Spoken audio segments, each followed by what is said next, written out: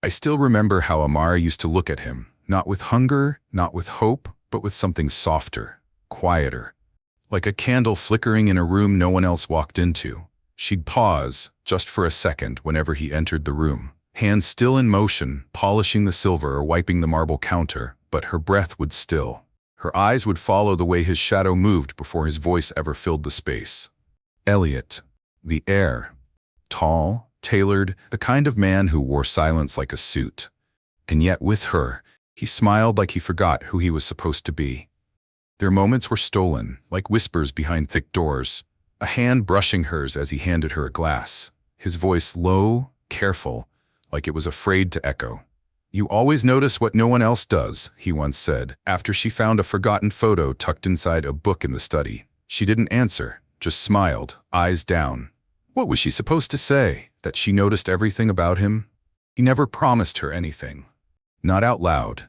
But promises live in how someone lingers, how they hold your gaze when they should look away. And Elliot? He lingered. In the hallway, under the soft lights. In the kitchen, late at night when the house was asleep, asking if she'd ever wanted more than this life. She wanted to tell him yes. She wanted to say she dreamed in color, even if her days were gray. That sometimes, when she watched the rain hit the windows, she imagined herself somewhere else, loved, chosen, seen. But she didn't say it, because she knew. Deep down she was the maid, and he was the heir, and every smile, every soft word was a thread she wasn't sure she was allowed to hold. Still, she held it, gently, like it might disappear if she gripped too tight. And one night, the air thick with jasmine, the world holding its breath, he kissed her. Not hurried, not drunk, just real. Real enough that for one trembling second, she forgot what floor she cleaned, what uniform she wore, what name they called her by. In that moment, there were no chandeliers, no boundaries, no lines drawn in money or power. Just two people, and the quiet ache of wanting what couldn't be spoken. She never said, "I love you," and neither did he. But hearts have their own language, and hers, even then, was already whispering his name. The stars outside never blinked that night. They just watched, silent, like they already knew this was the kind of love that would leave a scar. It started with silence. Not a loud kind, not panic, just quiet. Her body knew before her mind allowed it. The missed day, then two. Then the feeling that something was growing, not just inside her, but around her, wrapping her like a slow wave that wouldn't let go. Amara stood in the servants' bathroom, tile cold beneath her bare feet, her fingers trembling over the thin strip in her hand. The white walls echoed the sound of her breathing. The world outside kept moving. Dishes clattering, someone laughing down the hallway, but inside this moment, time stood still. 2 lines. She didn't cry. She didn't smile either. She just stared at herself, at the mirror, at the girl staring back with wide eyes and soft lips parted in disbelief. The same girl who used to count her steps from the laundry room to the pantry just to feel control. The same girl who once promised herself she would never be a story someone else whispered about. But here she was. Pregnant with his child, Elliot's. She thought of his hands, the way he brushed the hair from her cheek without thinking, the way he leaned in when he listened, the way he kissed her like time was short. Would he be happy?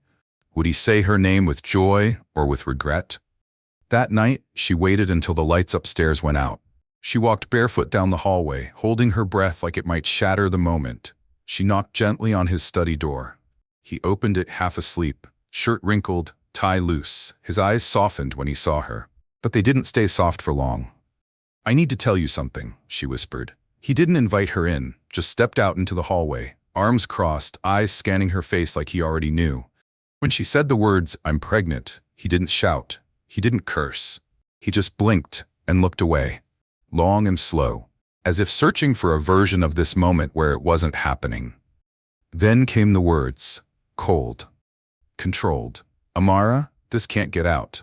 "No. Are you okay?" "No. We'll figure this out." Just fear, wrapped in polished calm. "There's too much at stake. My mother, the engagement."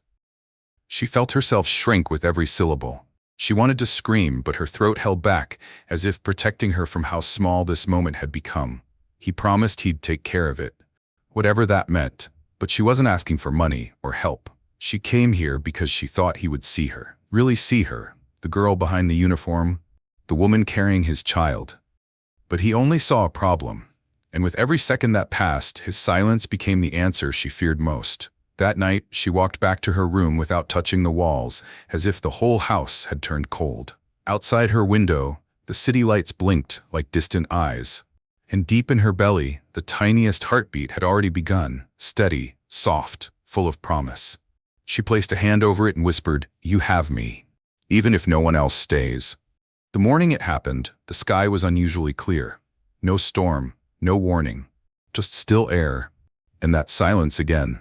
Not the peaceful kind, the kind that presses on your skin like something is about to break. Amara had just finished folding linens. Her back ached, not sharply, just the kind of ache that reminds you something new is growing inside you. She pressed her palm to the small of it and smiled quietly to herself. That small, secret smile she'd started keeping, the one meant only for her and the baby. Then she heard foot's fast ones, not the soft clicks of the butler. These were heels, sharp. Coming closer, it was Elliot's mother, tall, immaculate, cold as the marble floors she walked on, and she wasn't alone. 2 house managers stood behind her like guards. Amara stood up slowly, brushing her apron down. "Good morning, ma'am," she said softly. No response, just eyes, hard eyes, eyes that already knew. Then came the words, not screamed, not whispered, just delivered, like a sentence. "You've been dismissed. Pack your things, now." Amara blinked. No explanations, no scenes. You have 1 hour.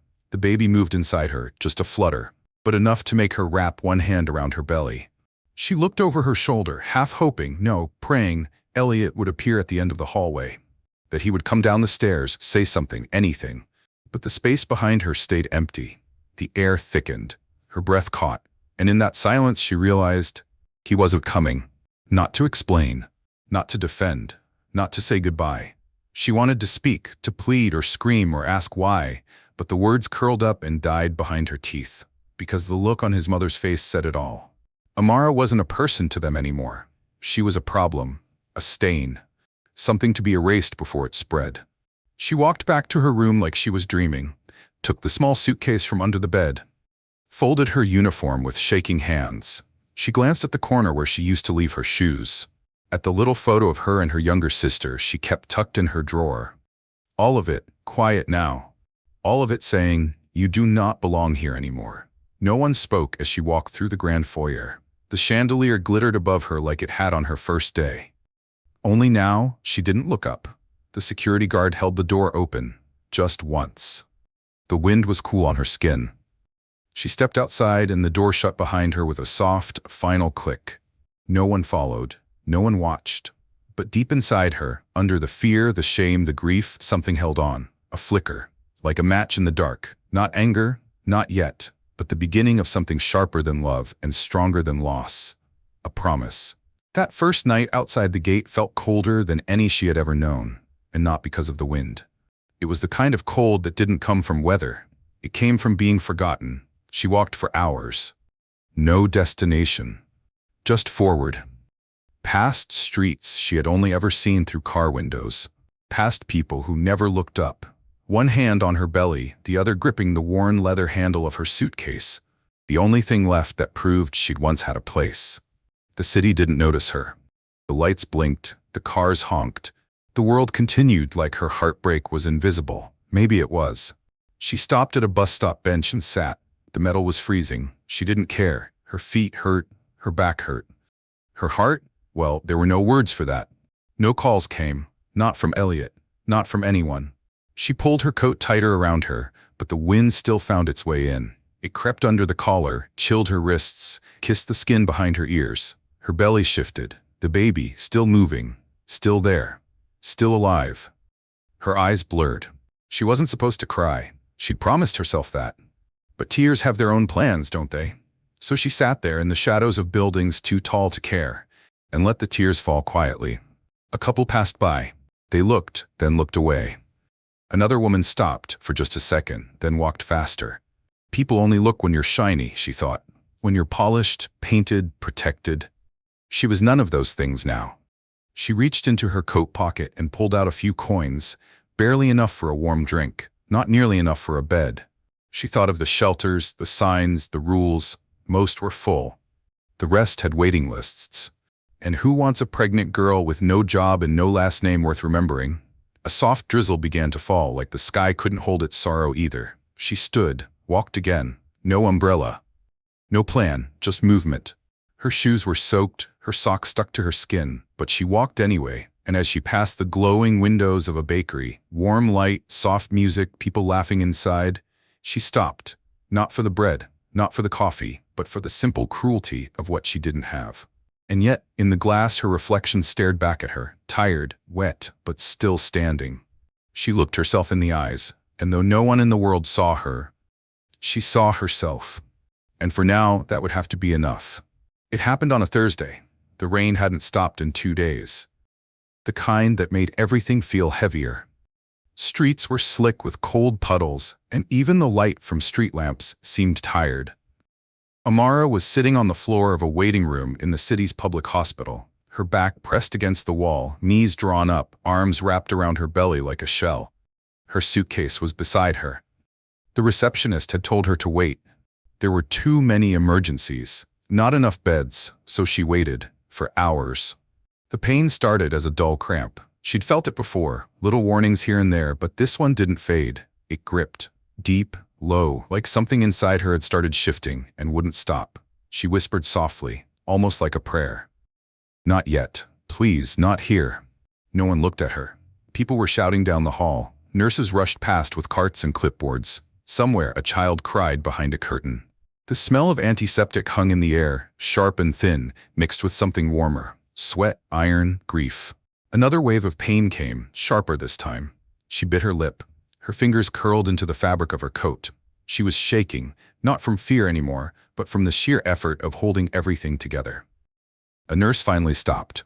"Are you in labor?" she asked, eyes scanning Amara's face. Amara nodded once. The nurse didn't smile. She just held out her hand. And just like that, Amara was led into a cold, dim room. No frills, no husband holding her hand, no family beside her whispering that she was strong. Just metal, and light, and her breath, growing faster, tighter. She didn't scream, not loudly at least. She groaned, she sobbed. She whispered, you can do this, over and over like it might keep her from breaking in half. Hours blurred. She gripped the side rails of the hospital bed so tightly her knuckles turned white. Sweat soaked her hair. Her eyes stared up at the ceiling, but her mind went somewhere else. To a garden, maybe. A warm kitchen. A place where women gave birth to the sound of music, not sirens. And then, a cry. Tiny, but fierce. Like the world had cracked open just enough to let life through. They placed him on her chest. He was red and wrinkled and covered in newness. And yet, he was perfect. Her hand shook as she touched his cheek. I'm here, she whispered. Her voice cracked. You made it, we made it. No one else clapped. There were no flowers. But in that room, cold, forgotten, quiet, a mother was born. And with her a promise that this boy would know love, even if she had to build it brick by brick from the ruins of what she'd lost.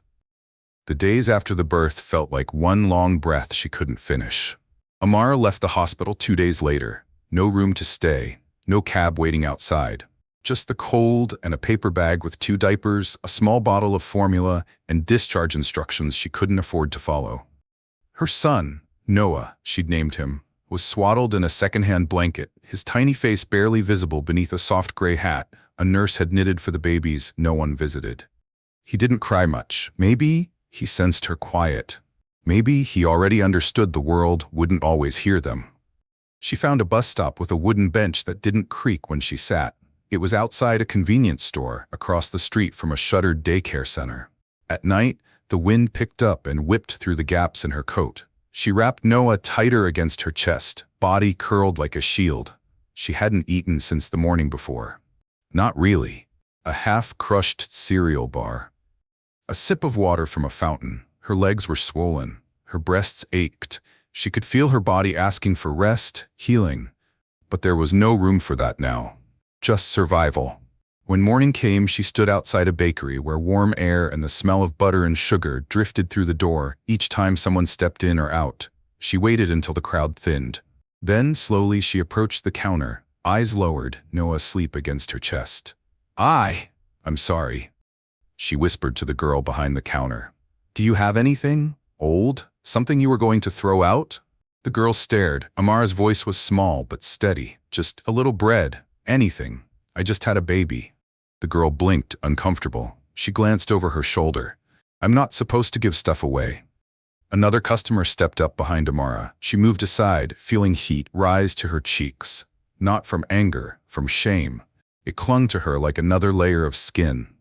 She left the shop empty-handed, but that wasn't what broke her. It was the way no one looked, the way everyone seemed to see past her, like she was glass. Not invisible, just inconvenient. She sat on the curb outside the alley, unwrapped Noah, stared at his face, so peaceful, so new, so unaware. Her fingers brushed his tiny nose, traced the curve of his lips. And for a moment, the hunger, the cold, the aching loneliness, they all blurred into something heavier. Tears fell, silent. Not just for now, for everything. For the girl she used to be, for the woman she was becoming, for the path ahead that looked too long, too dark, too wide. And still, she held her son closer, rocked him gently, whispered, "We're not gonna break, not today." And in that quiet alley, with nothing left to lose, Amara found something strange. The bottom wasn't empty. It had her. Still breathing, still here, still holding the most important thing she'd ever created. The next morning, the sky softened. No rain, no wind, just a pale, gentle light, like the world had decided not to press down so hard today. Amara hadn't slept, not really. She dozed on and off against the brick wall behind the bakery, her arms curled around Noah like a cocoon. Her body ached in places she couldn't name, but the pain didn't scare her anymore. She was used to it now. What scared her was how quiet she'd become inside. No panic, no fight. Just a numb hum in her chest, like her hope had gone somewhere far. Noah stirred in her arms, tiny, hungry. She needed to feed him, needed to move, to find something. But her legs didn't want to lift. That's when she heard it. Footsteps, not rushed, not angry, slow, soft. She looked up. An older woman was standing a few feet away, gray hair tucked into a burgundy scarf. Eyes kind but sharp, watching. Not with pity, but curiosity, like she was trying to see the whole picture before speaking. "Do you need help?" the woman asked, voice low and even. Amara didn't answer at first. She'd learned silence was sometimes safer than yes. The woman knelt, not too close, just enough. "You've been out here all night," she said, glancing at Noah. "That baby can't wait forever." Amara blinked. She felt her lip tremble, not from sadness this time, but from the sheer gentleness in the woman's tone. "I don't have anything," Amara said quietly. "No place, no money, I don't want trouble."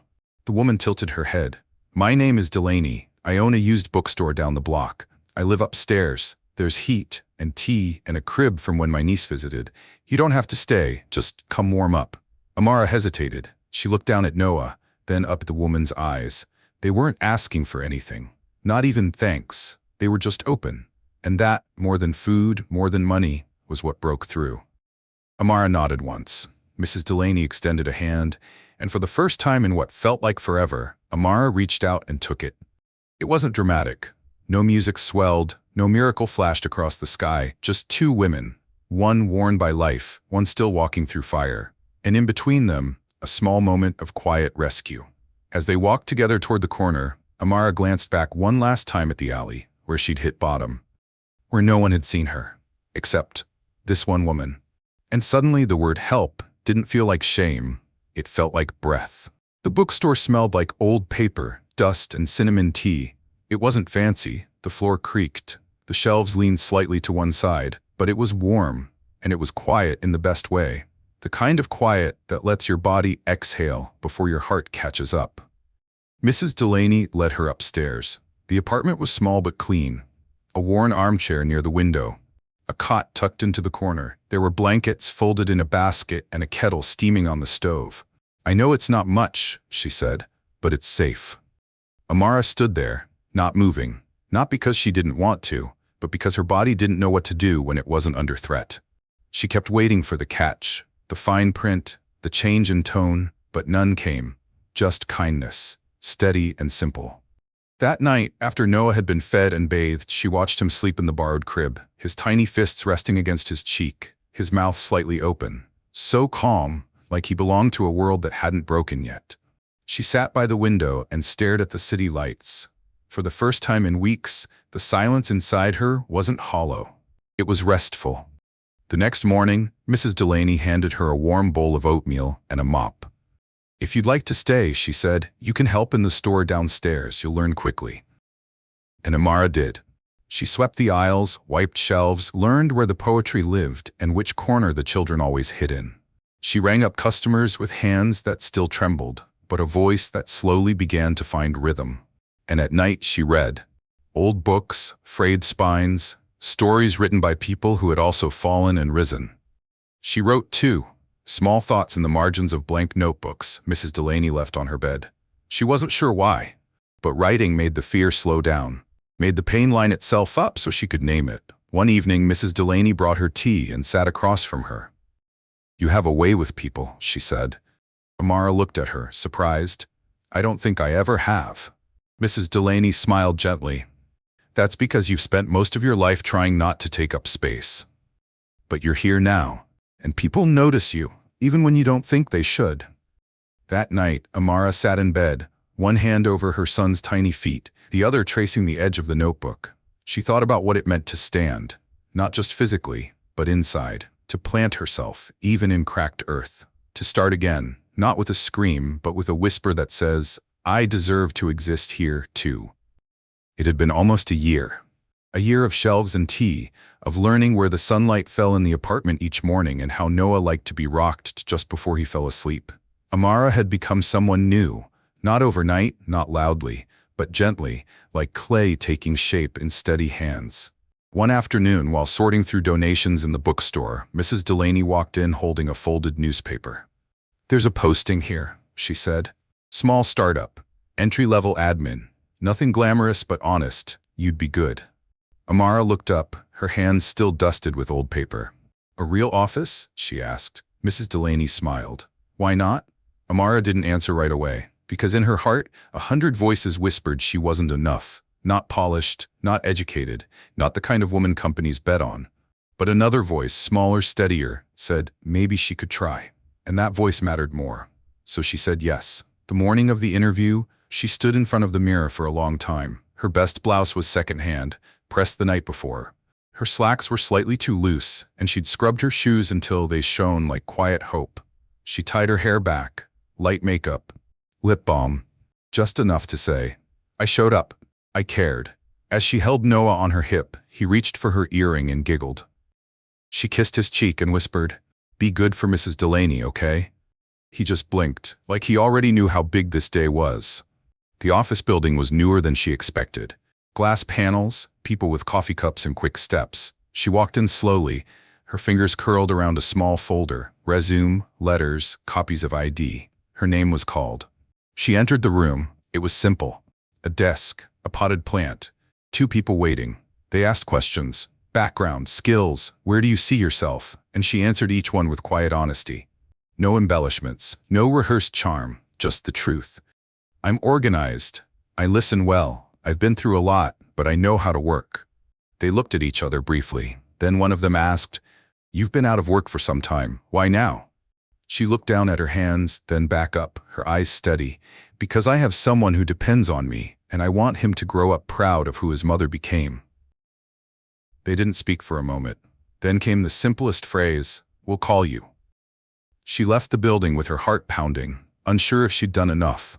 But as she stepped back onto the street, sunlight spilled across her face and something opened in her chest.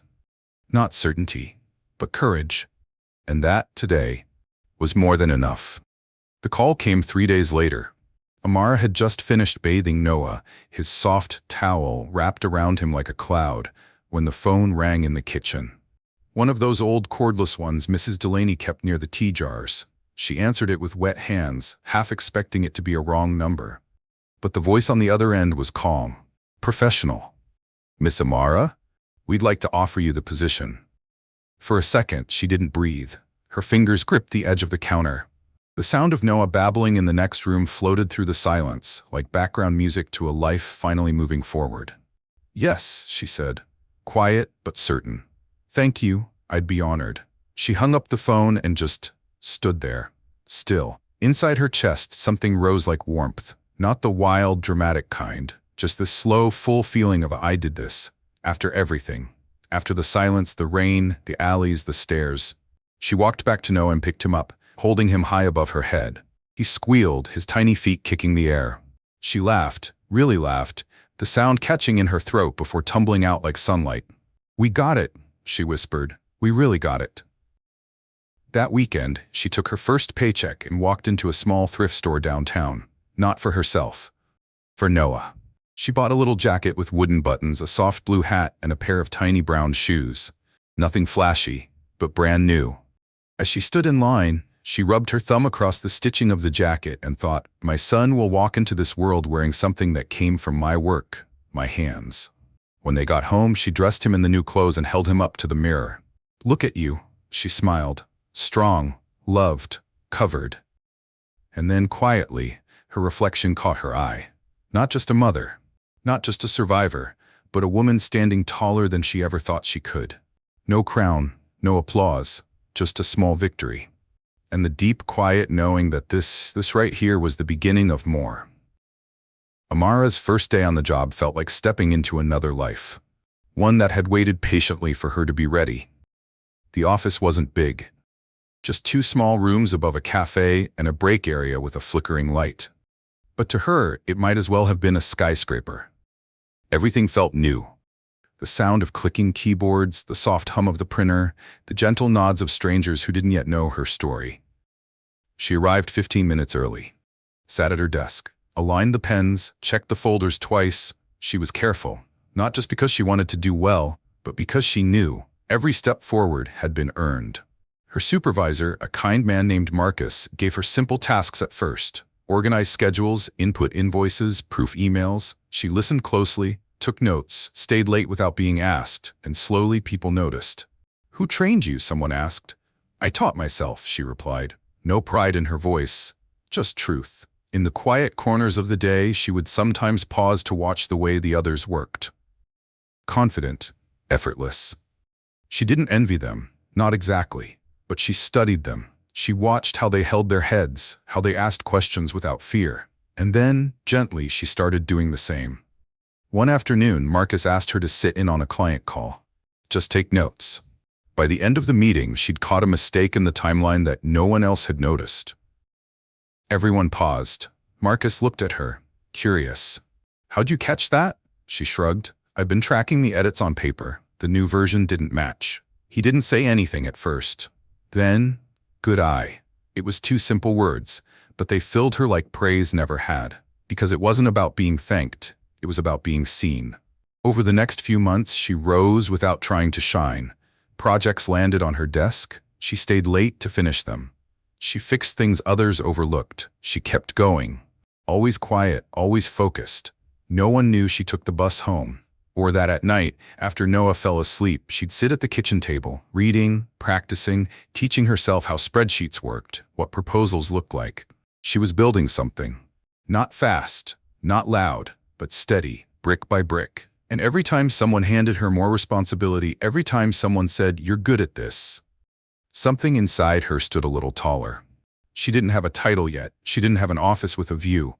But she had momentum, and it was hers. Not borrowed, not begged for, earned. It was a charity gala. Amara hadn't planned to go. She never did things like that. Rooms full of pressed suits, practiced laughter, polished lives. But her company had received a last-minute invite. Marcus couldn't attend. And just like that, the opportunity landed in her lap. "You've earned this," he'd said. "Go. Represent us." She borrowed a dress from Mrs. Delaney's niece, navy blue, modest, with a soft shimmer when the light touched it. She pinned her hair back. Applied light makeup. Looked in the mirror and barely recognized the woman staring back.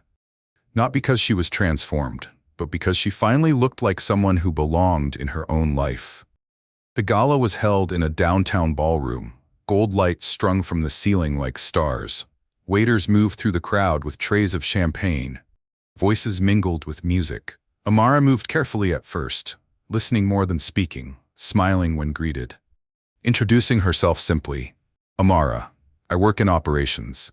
She wasn't there to impress. She was there to honor the road she'd walked, and maybe, just maybe, to take one more step forward. She was sipping from a glass of water near the back of the room when she saw him. Elliot. His profile was unmistakable. The same squared jaw, the same smooth confidence, a tailored black suit, a laugh that floated across the room, softer than she remembered, but just as practiced. He was standing with two men she didn't recognize, nodding like he belonged in every conversation, and maybe he did. For a moment, her heart thudded, not from longing, but from memory, the kind that lives in your bones even after the wound is closed. He hadn't changed much, still sharp, still sure of himself. He hadn't seen her yet, and part of her wanted to disappear into the crowd, but instead she stayed still, no panic, no shame, just stillness and strength. He turned. Their eyes met, only for a second, and in that second, his face didn't flicker with recognition. Not even a blink. To him, she was no one, a stranger in a navy dress. He turned away, already caught up in the next conversation. She let out a quiet breath, not of hurt, of relief, because she realized something simple but powerful. She no longer needed to be remembered. Not by him, not by any version of her past. She turned, walked across the room toward a quiet corner, and sipped her water while watching the lights shimmer against the glass. And in that reflection, she didn't see a maid, or a girl who'd been left behind. She saw a woman who had built herself, from silence, from sorrow, from survival. She smiled softly and walked forward, without looking back. It began with a headline. Amara was walking Noah home from preschool, his small hand tucked tightly in hers, when she saw the newspaper on the stand outside a corner shop.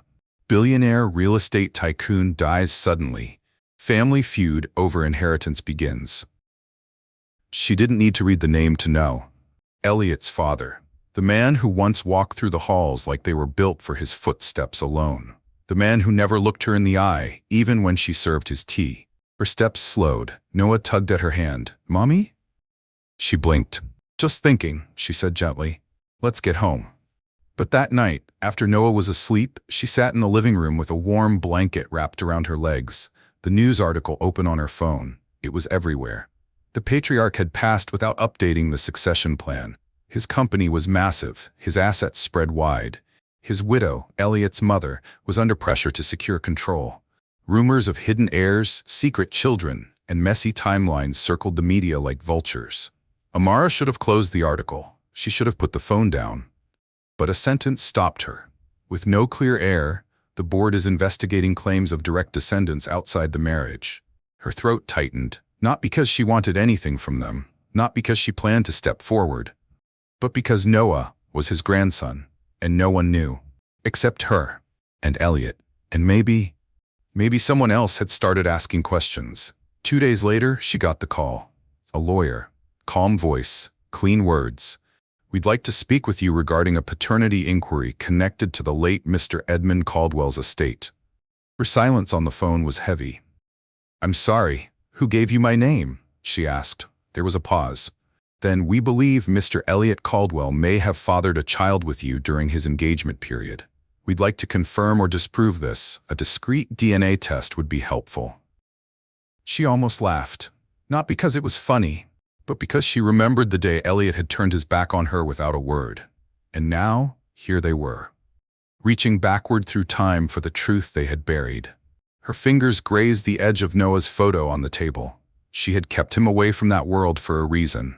But now that world was knocking, not asking who she was, but who her son had always been.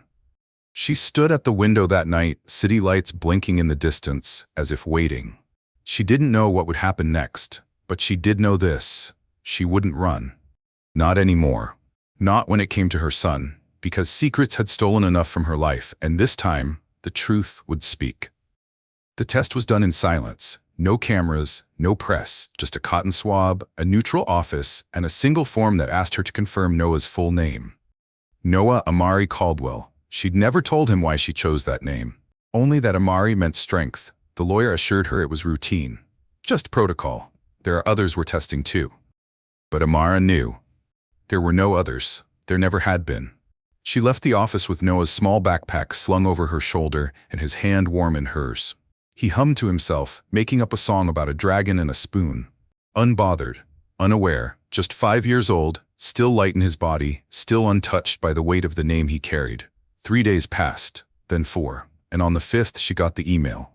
One line stood out. Paternity confirmed, 99.98% match. She stared at it for a long time. No music swelled, no shockwave. Just a slow, steady settling of what she had always known. Noah was the only heir. Not the clean-sweeted nephew, not the hidden cousin, her son. The boy who had been born in a cold hospital room, wrapped in silence with no one waiting outside the door. Now suddenly, he was valuable. She closed the laptop and sat back in the chair. Everything was about to change. She could feel it, not like a door opening, but like a hallway stretching out ahead, full of echoes and eyes. The next morning, it was everywhere. Maid's son confirmed as billionaire's only grandchild. Secret heir shocks Caldwell estate battle. Who was Amara Lewis, and why was she hidden? Her photo from some old ID was splashed across a screen. Cold, flat, not who she was now. Mrs. Delaney turned off the television and looked at her. "You okay?" Amara didn't answer right away. She looked down at Noah, playing with crayons on the floor, drawing a green monster with a cape, completely unaffected by the fact that the world now knew his name and wanted something from it. "I don't know what okay means anymore," Amara said softly. Mrs. Delaney nodded. "Then let's not aim for okay, just aim for true." And that settled something in her chest. Because truth, finally, was hers. Not because of the headlines, not because of money, but because her son would grow up in a world that had once rejected them, and now could no longer pretend they didn't exist. Noah looked up and held out his drawing. "It's a monster, but he's a good one," she smiled. So was she. It was quiet on the balcony. The city buzzed far below, but up here, it felt like the world was holding its breath. Amara stood barefoot, wrapped in a soft robe, a warm cup in her hand. The sun had barely begun to rise. That kind of golden hush before the day decides what it will become. Inside, Noah slept peacefully, unaware that his name now lived in newspapers, on documents, in the mouths of strangers who'd never once held his tiny hand. She closed her eyes and breathed. Not just air, but time, space, memory. Everything had shifted, and yet the most important thing remained. Her son was safe, loved, whole. But peace didn't last long anymore. Her phone lit up, a message from a number she hadn't seen in years. "We need to talk before the board votes." Elliot, she stared at it, not in fear, but in something else. Something like recognition. She didn't respond, not yet, because deep in her chest, beneath the calm, something stirred. Not anger, not grief. Something sharper. Purpose. She turned back toward the apartment. Noah would be waking soon. There were choices to make, truths to face, and a seat at the table that maybe she no longer needed permission to take. As she stepped inside, the wind caught the edge of the curtain, lifting it slightly, like the beginning of a page turning, and somewhere inside her a quiet voice whispered, "This isn't the end. It's the start of something bigger." Fade to black. To be continued.